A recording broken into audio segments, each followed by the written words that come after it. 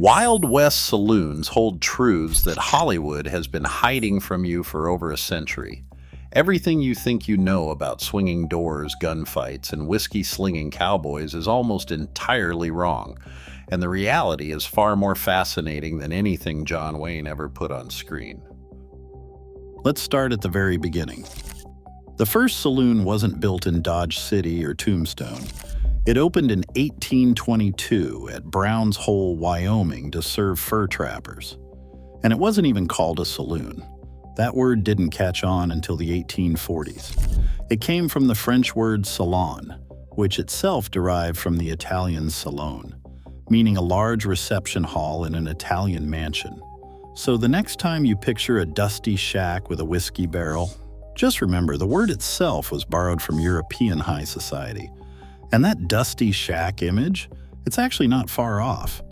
The earliest saloons were often nothing more than a tent or a lean-to thrown over a barrel of whiskey, with boards laid across empty barrels to serve as tables. These weren't glamorous establishments. They were survival mechanisms, places where men on the frontier could temporarily forget the brutal reality of their lives. But here's where things get interesting.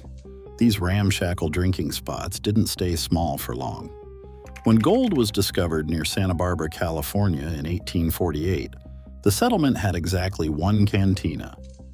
Just a few years later, it boasted more than 30 saloons. In 1860, Virginia City, Nevada, had 42 saloons, which works out to roughly one drinking establishment for every 52 men. By mid-1881, Tombstone featured a staggering 110 saloons alongside 14 gambling halls. And in Truckee, California, when the Transcontinental Railroad arrived in 1868, there were 28 saloons and dance halls serving a town with only 35 residences. Think about that. There were fewer homes than bars. Now, why were there so many? Because in the Old West, men outnumbered women by at least 3 to 1.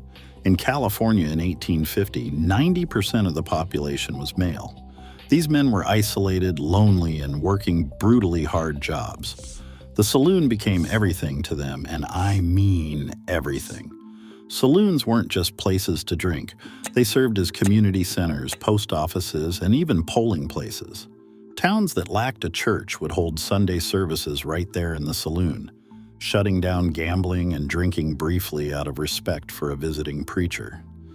In Brighton, Colorado, Reverend A.F. Helpman held his first Presbyterian services in a saloon. Local elections happened in them. Community gatherings of every kind took place within those walls. Mark Twain understood this better than anyone. He wrote that the cheapest and easiest way to become an influential man and be looked up to by the community at large was to stand behind a bar, wear a cluster diamond pin, and sell whiskey. He went even further, saying he wasn't sure but that the saloon keeper held a shade higher rank than any other member of society. His opinion had weight. It was his privilege to say how elections should be run. Now let's talk about what these men were actually drinking, because it wasn't what you think. The whiskey served in most frontier saloons wasn't really whiskey at all. It was a concoction of base alcohol mixed with everything from chewing tobacco to cayenne pepper to give it the right color and bite.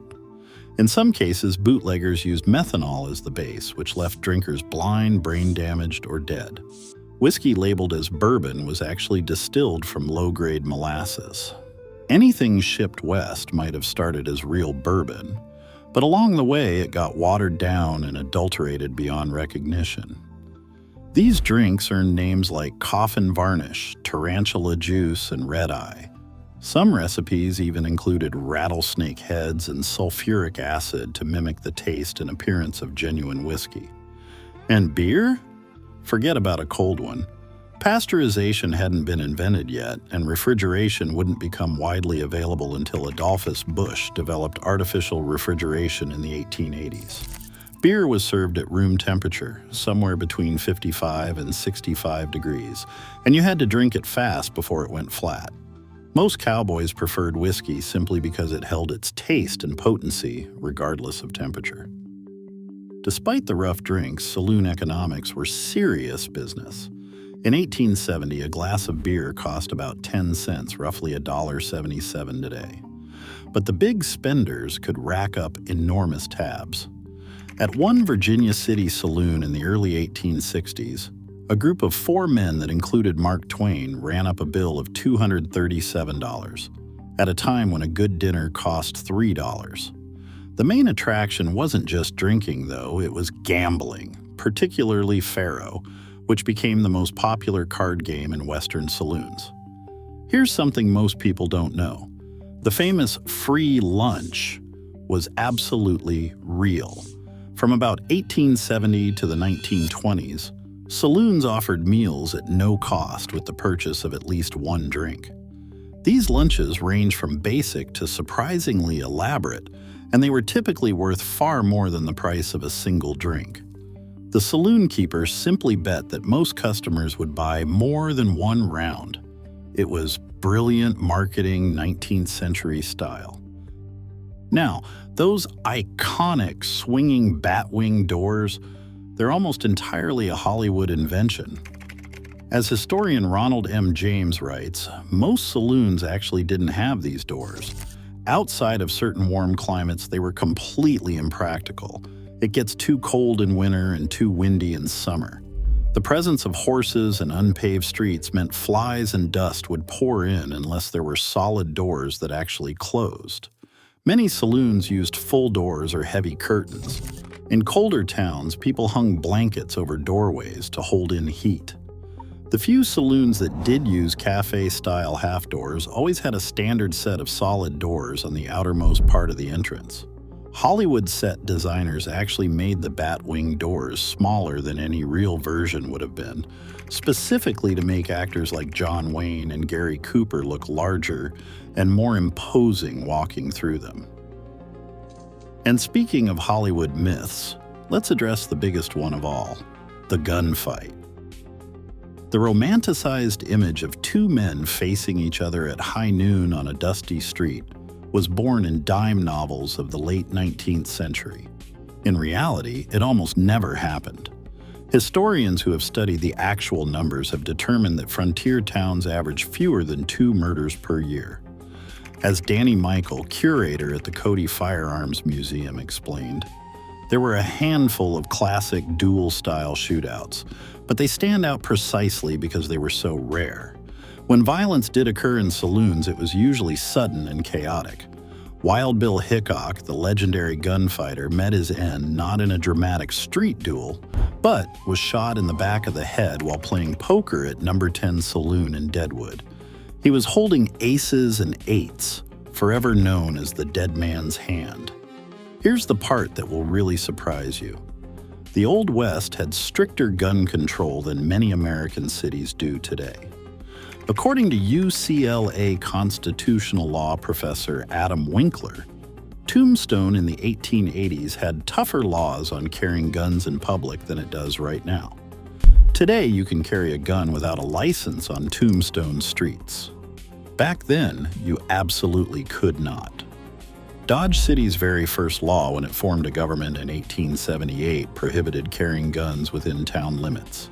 Visitors had to check their weapons with a law officer upon entering town and received a token, like a coat check, to reclaim them when leaving. The famous Long Branch Saloon in Dodge City, which later became legendary through the TV series Gunsmoke, strictly enforced these weapon-free policies. Saloons themselves were frequently weapon-free zones, with patrons required to hand over their weapons to the barkeep. Figures like Bat Masterson embodied this complex reality. Though remembered as a gunfighter, he later became a saloon owner and wrote extensively about the frontier, including famous gunfighters of the Western frontier, helping to document the very era Hollywood would later mythologize. The saloon era didn't end with a gunfight. It ended with politics. In 1893, the Anti-Saloon League began protesting, building on earlier temperance efforts by activists like Carrie Nation, who became famous for her hatchetations, literally taking a hatchet to saloon fixtures and liquor barrels. By 1895, the Anti-Saloon League had become a national organization. Their efforts culminated in the 18th Amendment, And in 1920, nationwide prohibition officially killed the American saloon. But not its legacy. Today, Tombstone draws roughly 450,000 tourists annually, many visiting historic establishments like the Birdcage Theater, which operated as both saloon and entertainment venue during the town's heyday. The Boot Hill Museum in Dodge City houses 60,000 artifacts.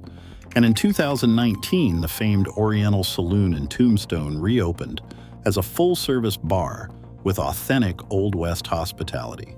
The real Wild West Saloon was never what the movies told us. It was grimier, more complex, more regulated, and far more essential to daily life than any Hollywood script could capture. It wasn't a backdrop for gunfights. It was the beating heart of the American frontier.